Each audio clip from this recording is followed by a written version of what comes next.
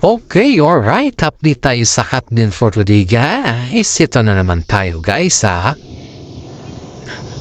Yung mga nakikita natin or naririnig natin sa isang content creator, guys, is hindi pa natin sigurado dun na, ha? Yung mga balita natin na dahil si Katrin Bernardo ay binabalitang may bago na siyang boyfriend. Kaya daw bumitaw si Alden Richard ay dahil dun sa bago niyang boyfriend, at si Daniel Padilla naman ay parang magkaroon nata ng konting misunderstanding dahil hindi naman niya so kataklain na may boyfriend na pala si Katrin Bernardo. Siguro naman kay Daniel nung nalaman niya na may boyfriend na si Katrin Bernardo ay yun na yung time sana niya na umiwas sa mga bagay-bagay na kailangan niya ng iwasan, di ba? Ito guys, ito yung ating balita for today ay si Mami Min po ay pinagtanggol si Katrin Bernardo sa mga issues dahil alam niya kasi sa kanyang sarili at bilang isang nanay ay kilalang kilala niya ang kanyang anak sa lahat. Kasi siya mismo yung nagpalaki dito hindi naman yung mga ibang vlogger yung nagpalaki kay Katrin At may kasabihan tayo na mothers knows best sa kanyang anak. Ito guys, ito yung sa atin dito Si Mami Min po ay pinagtanggol niya si Katrin Bernardo, yung kanyang anak, sa mga ibang bashers kasi nga sobrang bash na yung pangalan ni Katrin Bernardo sa ngayon. At parang hindi na daw siya nakaka-focus sa mga rehearsals na ginagawa sa The Voice. Kasi kilala naman natin si Katrin Bernardo na isa siya sa mga sikat na artista at wala naman siyang linya about sa hosting or about sa hurado ba sa voice, sa The Voice. Pero she's keep on trying herself kasi nga wala naman siguro mawawala sa iyo kung i-try mo yung best mo yan kasi nasabihan natin, di ba? Kaya ang daming nambabas kung bakit si Katrin din yung nandun at mas marami tang mga tao ang nangangailangan ng mga something na can afford na yung pagiging hurado sa isang The Voice, di ba? Pero as far as we know guys is ang skills ng tao pag hindi mo yan try, hindi mo yan malalaman. Kaya nga si Mami Min po ay todo pipensa kay Katrin Bernardo dahil bakit siya daw yung mapili kahit hindi naman siya talented about dun. Kumbaga is wala siyang linya about dun. Kaya na tayo dito guys is kumbaga sa atin ay nakikinig tayo sa mga issues na kung saan ay connected kay Katrin dahil mas marami po dito ang nabibigyan ni kay Katrin sa ngayon. Ang daming mga issues guys na lumalabas patungkol kay Katrin dahil nga po ang dami niyang tutor. Yun yung kwan dito guys yun yung pinaka masarap dito na pakiramdam na marami siyang tutor at maraming ibig sabihin nun guys is maraming nakakanda gusto sa kanya. Hindi lang si Daniel Padilla kundi marami. Diyan natin makikita yung sinasabi nilang attraction at yung kabaitan ni Katrin ay nakikita natin sa mga ganyan na gawain ng mga ibang tao. Believe it or not guys, we are just approaching some of the people. Kumbaga is pinapakita talaga natin na si Katrin ay may sarili siyang talent. Hindi lamang po pagdating sa mga instance na kung saan ay nakikitaan natin sa kanya na very the best siya pagdating sa mga artehan. Pero yung katotohanan dito guys ay pinipilit niya talaga na maging isang host dahil yun nga po yung nakatupa sa kanya. Pero kahit naman pinipilit niya, she's trying her best to be the best host dahil hindi mo naman talaga akalain na yun yung binibigay sa kanya or yun yung binigay ng management sa kanya na role. Of course, isa siyang artista. Normal lamang na may mga talented maya na hindi pa natin nalalaman, hindi pa natin alam. Sa mga bashers naman ni Katrin dyan guys ay huwag masyado tayong maging bitter dahil ang pagiging bitter naman po ay hindi yan hindi ang resulta or hindi ang sagot sa ating mga tanong kung bakit si Catherine Bernardo ay naging host.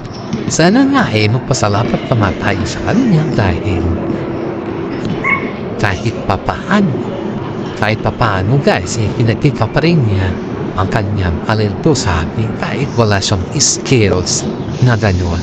At dito natin masusukat guys na interesado si Catherine sa mga bagay-bagay na kahit hindi pa niya na-try, she's willing to do it. The best talaga siya. Sa ngayon guys, ang balibalita ay may bago na siyang boyfriend. Pero ayon dito sa ating legit na sources guys is hindi pa naman kinonfirm ni Mami Min na may boyfriend si Catherine Bernardo at the same time also pati na rin si Catherine Bernardo hindi pa naman niya kinonfirm kasi nga alangan naman na i-confirm niya ang isang issues kung wala pa naman, di ba? Kung hindi pa naman sila nag-click. Iyan yung mga kataga guys na iniiwasan nila Mami Min at saka si Catherine Bernardo kasi nga po bugbog sarado si Catherine sa mga issues sa ngayon. Yun yung pinagpapaka ng mga fans niya kung bakit palagi siyang pinabas sa mga bagay na wala naman siyang ginalaw. Ang daming pagsigaw na iwanan ng o ng mga issues or wag siyang maging topic pa. Pero wala tayong magawa dyan kasi yan kasi gusto ng mga fan na mga passes na maging topic siya kasi nga alam mo na pagdating sa mga bashers talaga naghahanap yan ng mga something na ipapapan ka kumbaga itapapit para maging viral sila. Pero aside from that guys, huwag tayong maniniwala sa mga bagay-bagay wala man nang nanggaling sa umama. Yan yung pinakmasaklap kasi dyan kung maniniwala tayo sa mga bagay-bagay siyempre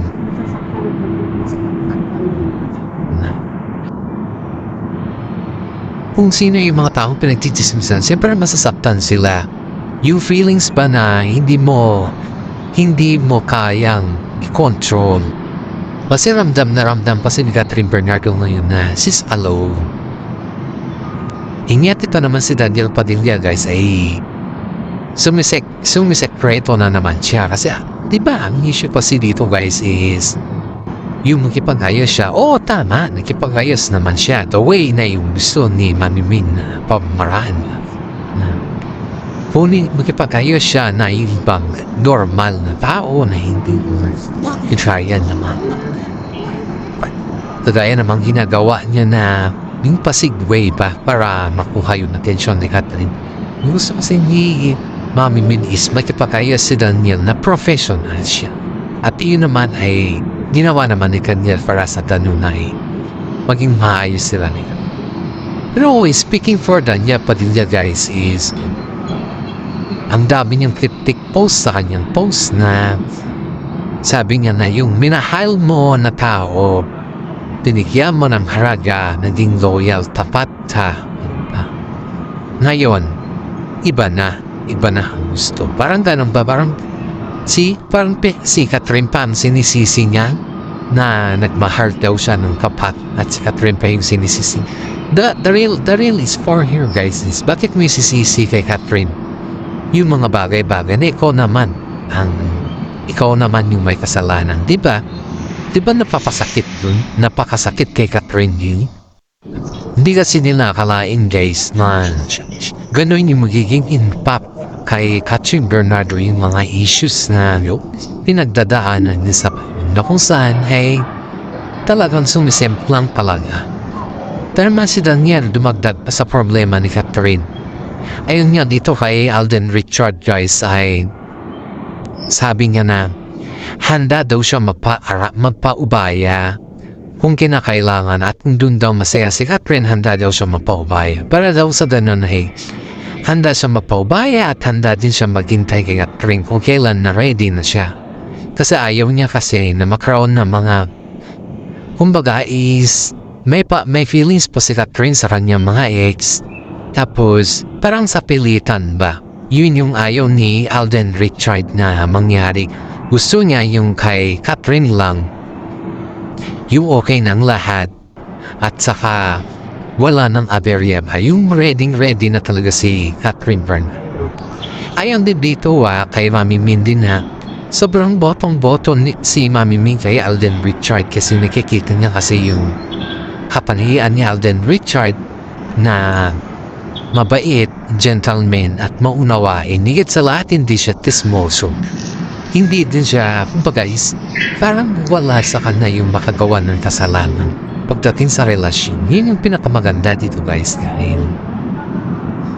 Pagdating kay Alden ay kahit 2 taon lang naman yung pagkakilala nila sa isa't isa, nakikita mo dito yung gaano katindig si Alden pagdating kay Catherine Bernardo.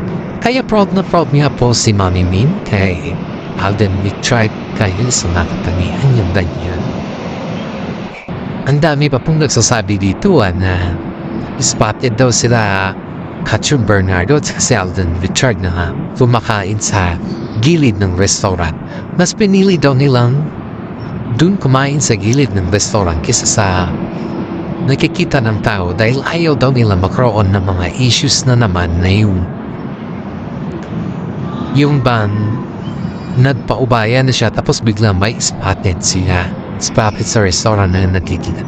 Alden wants Catherine to be the best. Kasi nga po, si Alden ay maunawain niya. Gusto niya kasi kapag maging okay ng lahat at ready na si Catherine, doon na siya mag-start. Ayaw niya kasi yung may mga supply pa Kasi ang tanong kasi ng mga netizens sa kanya guys is kung bakit dumating si Alden sa buhay ni Catherine na basag pa si Catherine o broken hearted na ano yung intention ni Alden para kay Catherine Bernardo.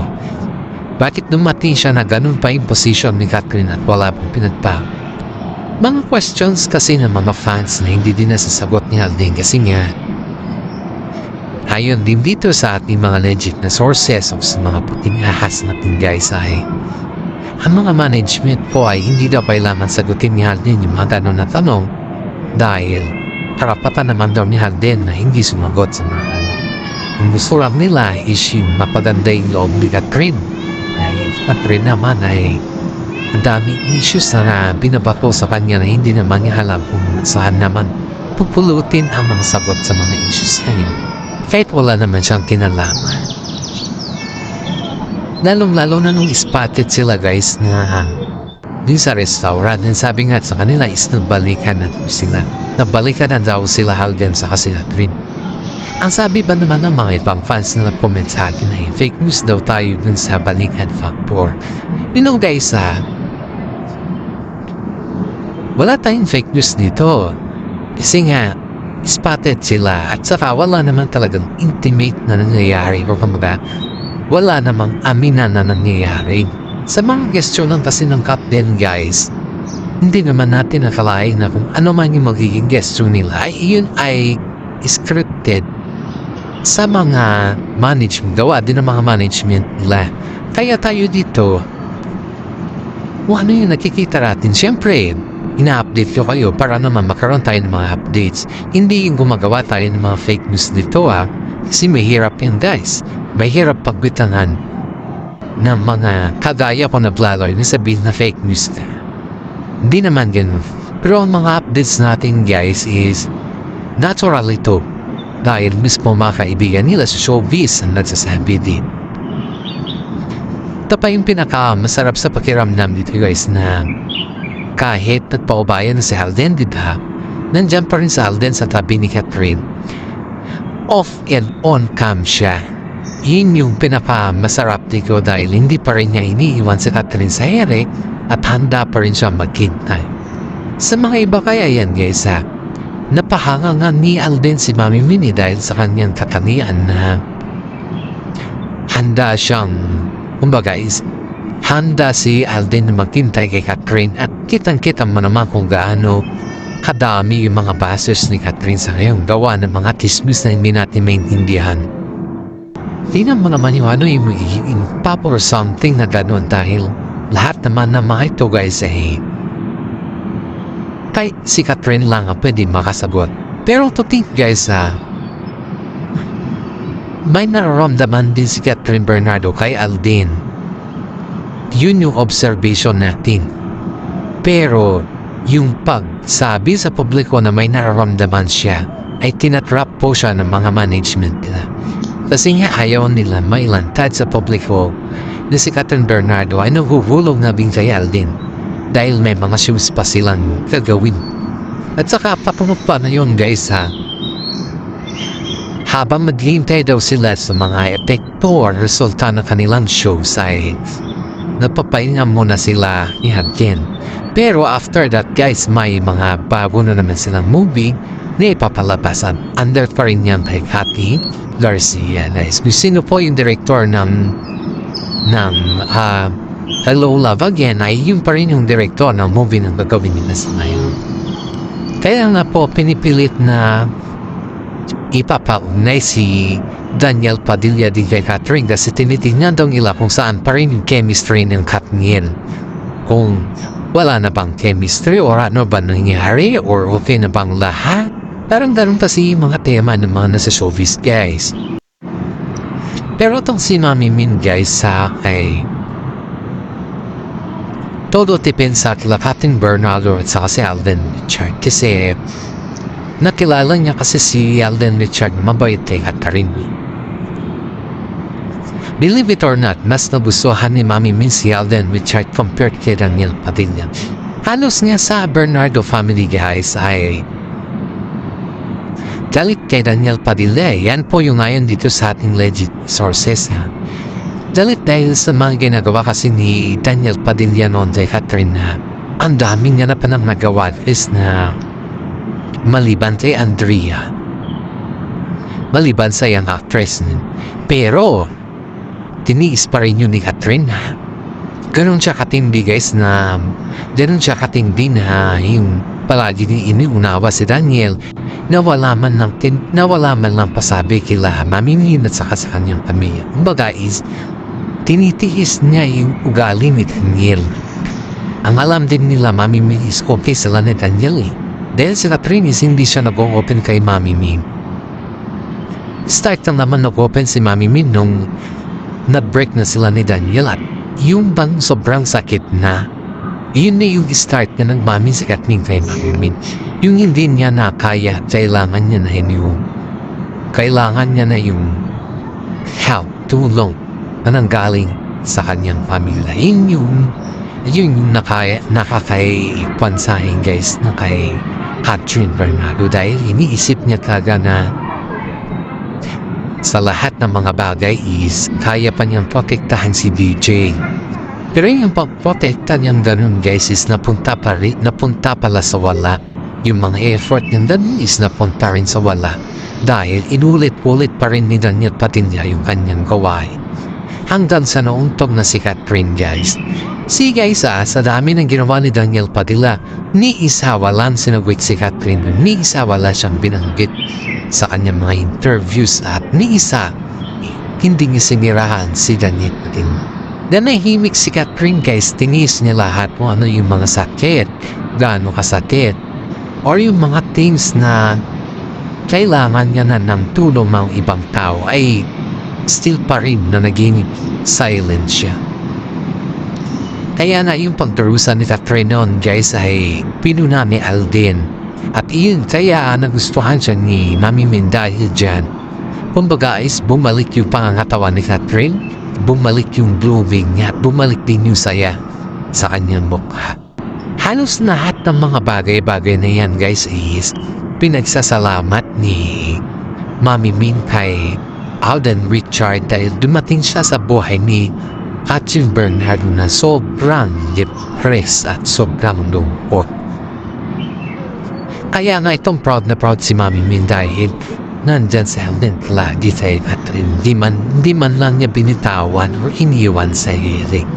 Yan yung mga katagal na minahal ni Mami Min kay Alden. Kaya may every time naman mga birthday or occasions sa bahay ng mga Bernardo family is number 1 sa Alden Richard dyan na invite din.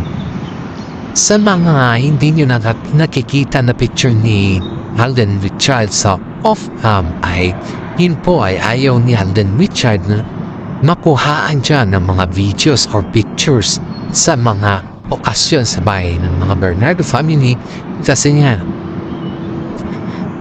ayaw niya maintriga kay Catherine dahil si Catherine po ay talagang still keep on moving on sa nangyayari sa kanyang buhay.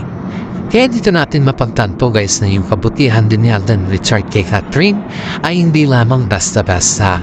And this is for today, our updates. Maraming salamat sa inyong pakikinig at God bless po sa ating lahat.